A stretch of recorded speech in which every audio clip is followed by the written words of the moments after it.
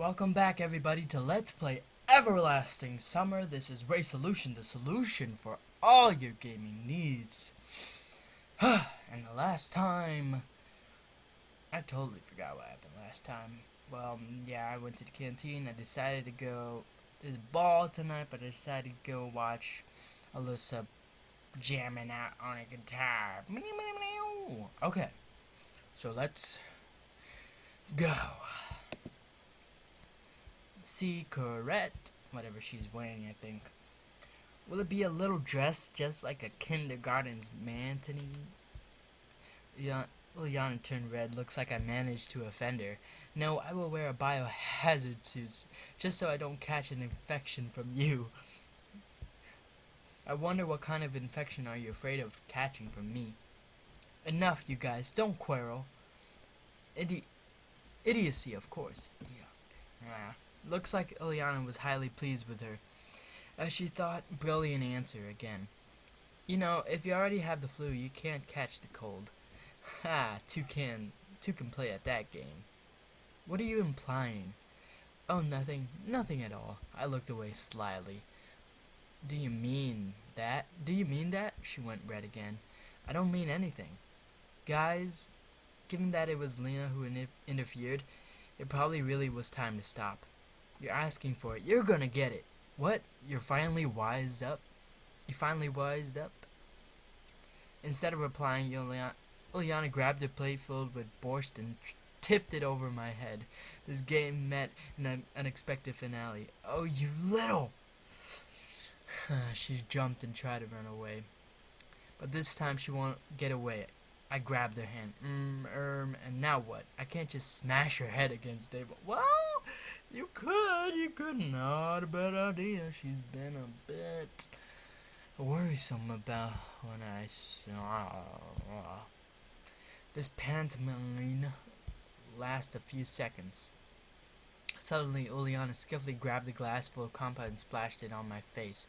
That way, she managed to get free of my grip. She dashed off towards the counter and I chased her. This resulted in several flipped tables, a pile of smashed tableware, 5 pioneers crippled by various injuries and full exhaustion of both parties. A draw of a belligerent draw, with too much belligerence. We stood before each other and breathed heavily. Tell me you won't behave this way again. And you? Olga snuck up behind us. When you think about it, such a riot couldn't go unstopped or something. Well, are you satisfied with yourselves now? Her voice appeared to be calm, but I was sure she was just about to explode. And who's gonna clean up all this mess? Exactly what happened. Who, I'm asking you? Who? Him, replied Ileana with complete confidence. Her! I objected less confidently. Both! The camp leader brought a conclusive end to this ongoing argument. Generally, I wasn't sure that my share of blame is more than hers. Although Ileana didn't have a drop of guilt on her face. Beat it! I'm not cleaning. Ain't nobody got time for that. This is his fault. He started at first. No, No, it isn't. Oh, yes, it is. I hate this chick so much. I'm not going to sort all that nonsense. Semyon, go grab a mop, a bucket, some cloths, that kind of stuff in the closet. And as for you, she looked at Ileana with such a burning gaze that I felt a bit sorry for the girl. You! Start to pick up the broken tableware immediately. Olga took a deep breath, and continued. You're nothing but trouble. How many times do I have to tell you? I decided to skip the lecture and went to the closet that appeared to be near the exit. Suddenly, a perfect idea flashed in my head. Why don't I just run away? Oh, goodness. Hold on. Give me a second, guys. Sure, Olga has caught us already, but I'm not the one to blame. Okay. Of course, I'm not that true pioneer she keeps talking about, but in comparison to Ileana...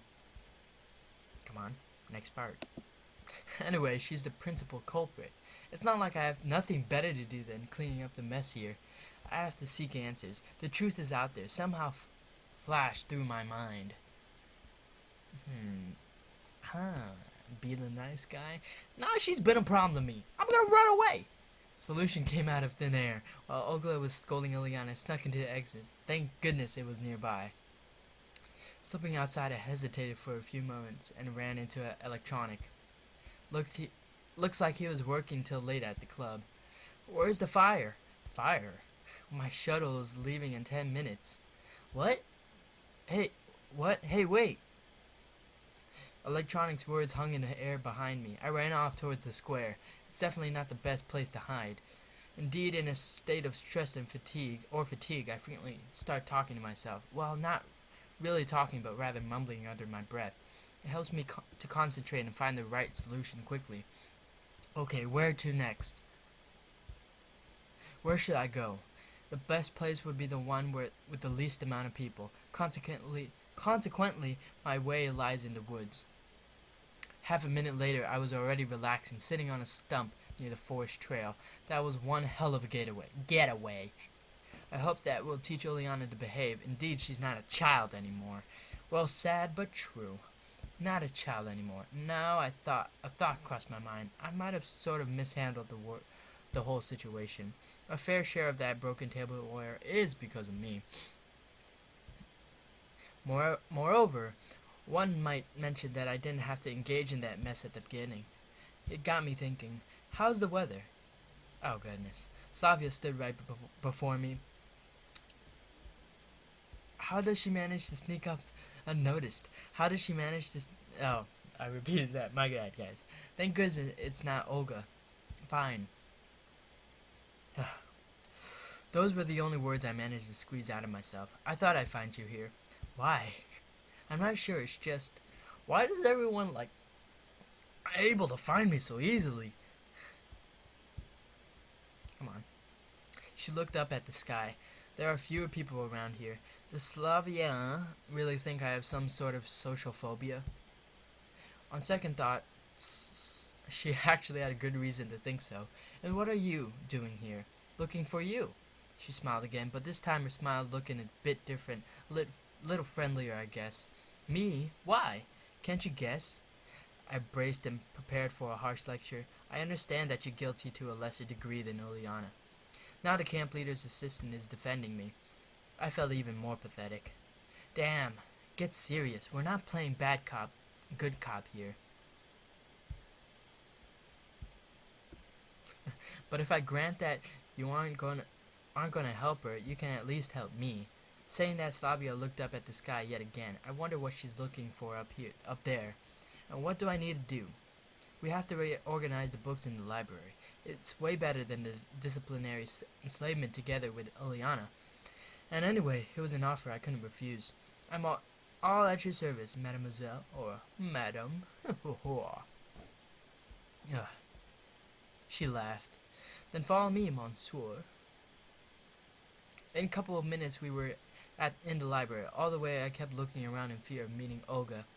It looks like Slavia didn't notice my anxiety, and still it's quite odd that she hasn't scolded me. Well, if we are to continue our analogy, Slavia is definitely the good cop. When we went inside, gleaming sunlight steamed through the window of the library, with a myriad of dust particles dancing in the beams. This is special library dust, with a distinctive smell that you can never confuse with anything else. These microscopic pieces of the moribund collected works of Marxism and Leninism. Classics. That's interesting. Does the dust near the fiction shelf smell similar to the dust near the books on the physics and chemistry? I don't know. Why don't you sniff it? Oh, yeah, that's some good dust. Oh, no, I'm kidding. You start with those rows. Slavia pointed at the bookshare near Lenin's sculpted head. Okay, but what exactly do I have to do? Just remove the books from the shelves and put them on the floor. We'll dust them, and then we'll put them back. By looking at all this dust, reading is hardly the pioneer's favorite activity. Any idea where Xenia might be? Don't know. She probably went somewhere. Strange. It appears that there are just two places in the world where one can meet Xenia, the library and the canteen. I got into gear.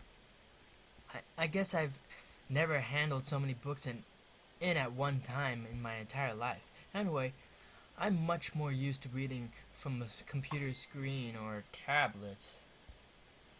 Firstly, there is no need to pay for electronic books, and secondly, you cannot find everything in printed form. How's it going? Asked Slavia. Shut up. Standing behind the bookshelves. It's okay. It's going little by little. Have you read anything about that? About what? Well, about communism. Nah, I'm kind of more into historical books and adventures. Me too. Me three. No. Well, historical literature wasn't exactly my favorite, but the class struggle under socialism definitely no match for it. Hey, don't hold a grudge against Oleana. I don't.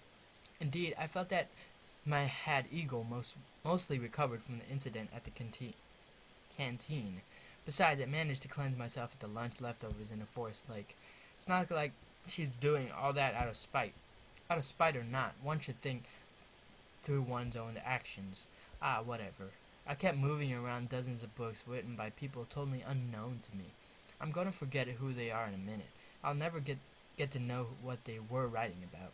That is the doom of many writers, to become forsaken set of letters in a hardcover on a bookshelf in the library of a non-existent pioneers camp's reality. Have you finished? Yeah, I think so. Me too.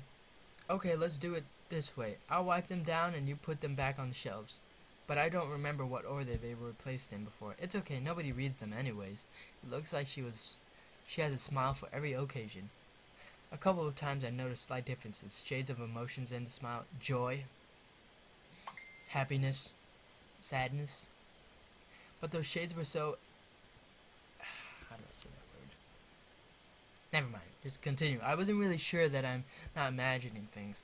The time her smile looked a little flirty. Yeah, probably. At least I wouldn't be reading this stuff. Slavia was wiping the covers with a damp cloth, and I was putting the books back on the shelf. We were a good team. Our job was almost done.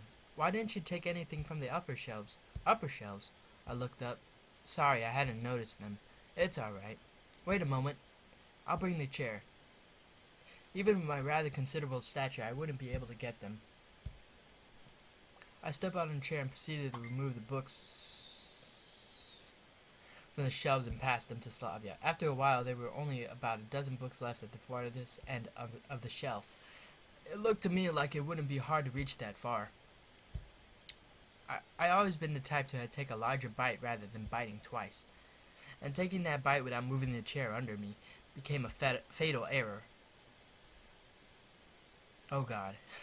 Opening my eyes, I found myself on top of Slavia. Are you alive? Oh, of course. I only fell on top of you. Of course you'd be dead. I got the fright of my life. Even if I'm only 17 now, falling off your chair onto a girl is something else. I noticed something. There's no sound. Oh, my bad, guys. There we go. I'm fine. Her face was only an inch away from mine. Anything broken? I don't think so. You'd make a rather bad situation, she laughed. You bet. I looked into her eyes. Just look. I wasn't sure what I should say, and Slavia either hesitated to or just let me take the lead. At this rate, something might happen. Her lips were so close to mine. A natural desire started to wake in my body, but was it right? I had the urge to stand up, but was unable to do so. Slavia was just lying in silence and looking me straight in the eyes. All of a sudden, I noticed the bell ringing on the edge of my hearing. It's dinner time. Yeah. Shall we go? Or shall we lie here some more? Ooh. Alright, guys. What a good place to end it right there to see what could happen next. Well, I hope you guys enjoyed this part or episode of Everlasting Summer and continue to keep watching because this is one long gameplay. And as always, I am Ray Solution, and I will see you guys later.